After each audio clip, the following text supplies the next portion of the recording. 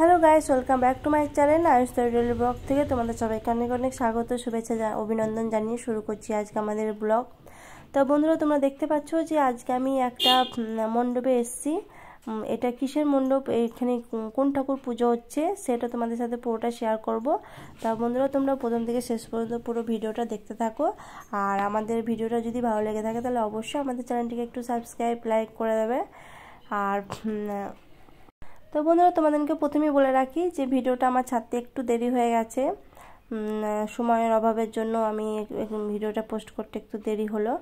তা তোমরা দেখতে পাচ্ছ যে এখানে সামনে একটা শিব ঠাকুরের মন্দির করেছে, মানে শিব ঠাকুরের শিবলিঙ্গ তৈরি করেছে।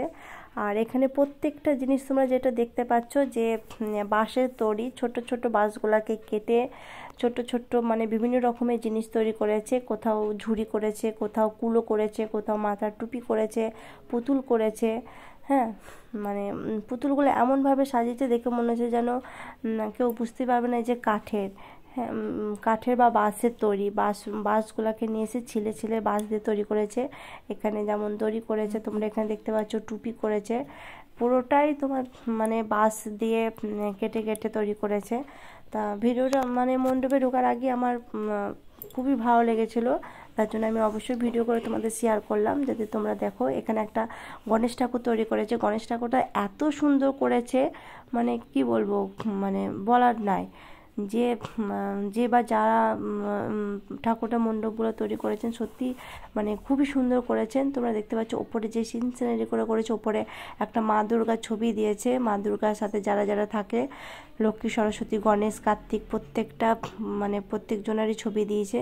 কিন্তু আসলে এটা তো দুর্গা ঠাকুরের মন্দির, মানে মণ্ডপ না, দুর্গা ঠাকুর তো পুজো হচ্ছে না, এখানে আসল পুজো হচ্ছে সরস্বতী ঠাকুর। তোমরা দেখতে পাচ্ছ যে এটা সরস্বতী ঠাকুরের প্যান্ডেল। তা সরস্বতীর পুজো হচ্ছে। এখানে দেখতে পাচ্ছি এখানে একটা মেঘ তৈরি করেছে। হ্যাঁ, মানে মণ্ডপটা এত সুন্দর সাজিয়েছে, প্রত্যেকটা ঠাকুরের মধ্যে মানে কি বলবো, এক কথায় কিছু বলা যাবে না, এত সুন্দর করেছে। তা তোমাদেরকে পুরো প্যান্ডেলটাই দেখালাম, তোমরা দেখো, তোমরা নোটিস করো, তোমরা দেখতে পারবে যে এত সুন্দর, এত হাতের কাজটা মানে নিখুঁত।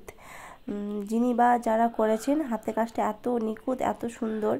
আর তোমাদেরকে বলে রাখি যে এই মণ্ডপে এই প্যান্ডেলটাই হচ্ছে ফার্স্ট, মানে আমাদের টিয়ার গ্রামে সরস্বতী পুজো যতগুলো প্যান্ডেল হচ্ছে এই প্যান্ডেলটাই ফার্স্ট হয়েছে, পুরস্কার দেওয়া হয়েছে। আর এখানে একটা শিবলিঙ্গ তৈরি করেছে, মানে এটাও খুব বিশাল বড় করেছে, খুবই সুন্দর। তা আমার তো খুবই ভালো লেগেছে।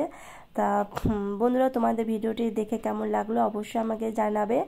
আর যদি আমাদের ভিডিওটা যদি ভালো লেগে থাকে তাহলে অবশ্যই একটা লাইক করে যাবে। আজকের মতো এই পর্যন্তই, টাটা।